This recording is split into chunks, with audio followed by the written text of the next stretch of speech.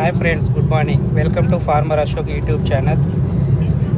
22/1/2026 తేదీన ఉదయం 3:24 ఘోర బస్సు ప్రమాదం జరిగినది. నంద్యాల జిల్లా ఆలగడ్డ మండలం సిరిగివెల్లి అనే ఊరు దగ్గర బద్వేలు నుండి హైదరాబాద్ వెళ్తున్న AR-BCR ట్రావెల్స్కి చెందినటువంటి బస్సు టైర్ పంక్చర్ అయి ఆపోజిట్లో వస్తున్న కంటైనర్ని ఢీకొట్టింది.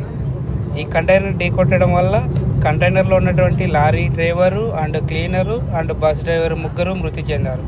ప్రయాణికులందరినీ సిరివెల్ల గ్రామ వాస్తవులు వచ్చి గ్లాసులు బ్రేక్ చేసి వాళ్ళని తీసుకెళ్ళి హాస్పిటల్లో జాయిన్ చేయడం జరిగింది.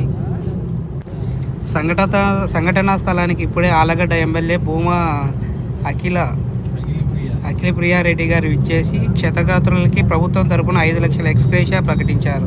అలాగే చనిపోయిన వారి కుటుంబాలకు ₹1 కోటి ఎక్స్గ్రేషియా ప్రకటించారు.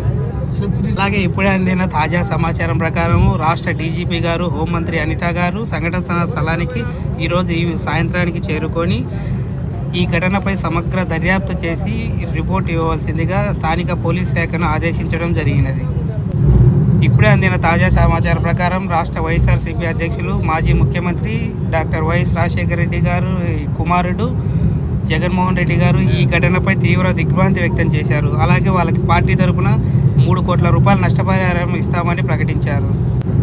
అలాగే టీడీపీ తరపున చంద్రబాబు నాయుడు కూడా 2 లక్షల నష్టపరిహారం ప్రకటించారు. లోకేష్ గారు వీలైతే ఈవినింగ్ వచ్చి సంఘటనా స్థలాన్ని పర్యవేక్షించి దీనిపైన సమగ్ర విచారణ జరుపుతామని హామీ ఇచ్చినారు.